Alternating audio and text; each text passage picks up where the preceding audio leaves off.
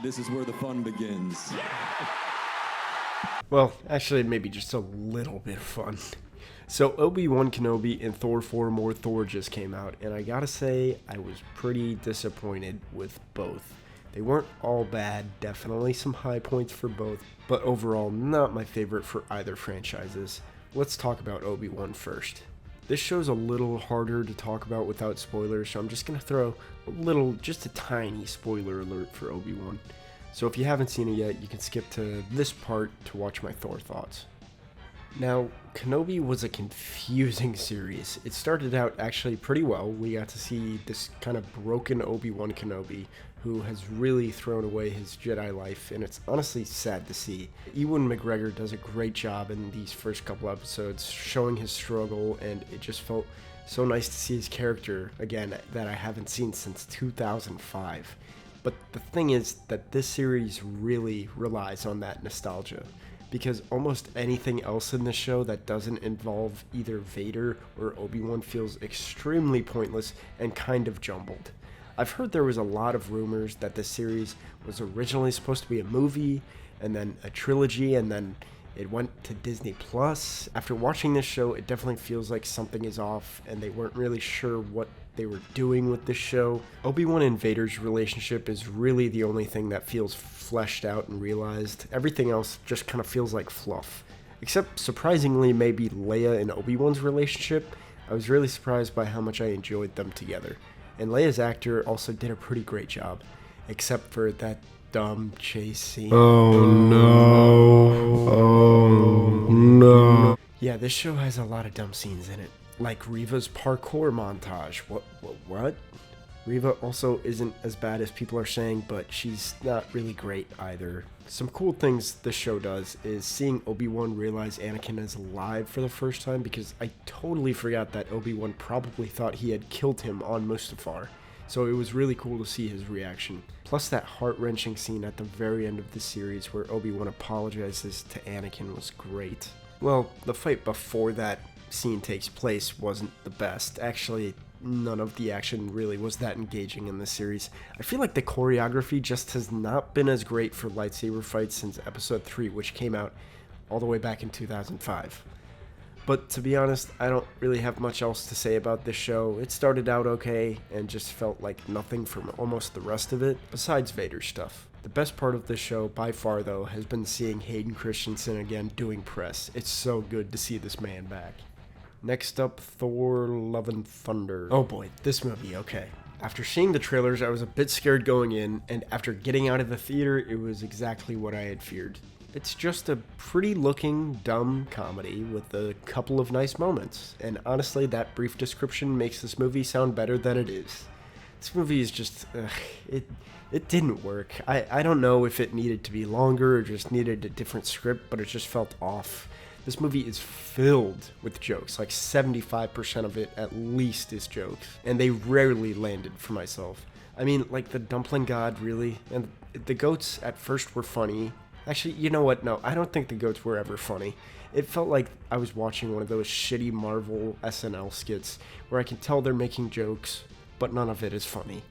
To be fair, there were a couple of legitimately funny jokes, like Mjolnir and Stormbreaker being jealous, and a lot of the kids in this movie were actually really funny as well, but it just wasn't enough to make me enjoy it overall. Also, this movie did a poor job flowing into more emotional scenes. I would just get these emotional whiplashes when it's like hard comedy, and then into a serious topic. And because of this movie's overall tone and that whiplash I felt, I just could not really get as invested as I wanted to in those emotional scenes.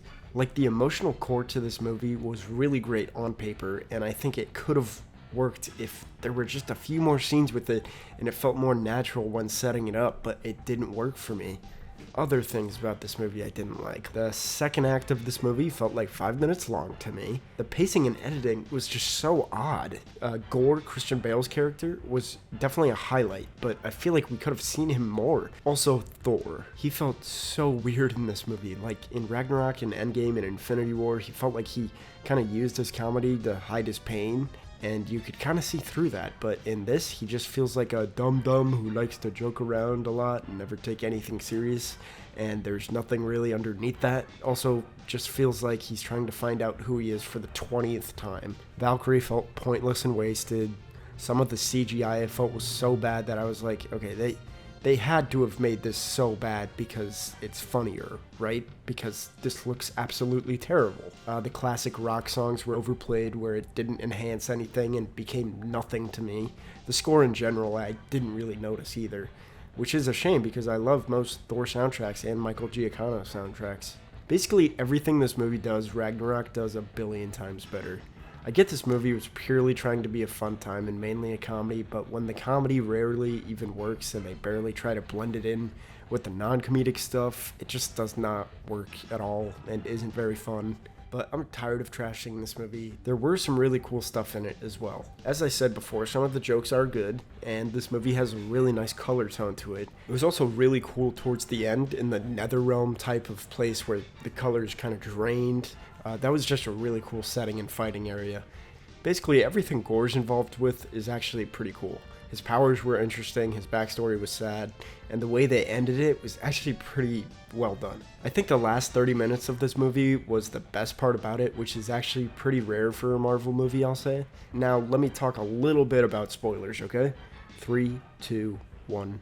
So man, I have to say I love those Asgardian kids in this movie, and especially Heimdall's son, Axel, like when he told Thor to just leave because he was just scaring the other kids, or at the very end when Thor gives them all his powers temporarily. That was a fun part about the movie. Plus some of the lore building with the Eternity, who looked amazing, and now Gore's daughter has some of its powers and is living with Thor. I'm actually really interested to see where that goes. Jane in this movie was definitely admirable. I wanted to like her, and her story was really sad and moving. I just couldn't get as invested as I wanted to because of the constant comedy, but I felt like the last part of the movie did a good job establishing her as a person and giving her a good send-off. And I'm a little confused with the post-credit scene with her. Like, is it just trying to show us that, hey, Jane is in Valhalla with Heimdall, isn't that great?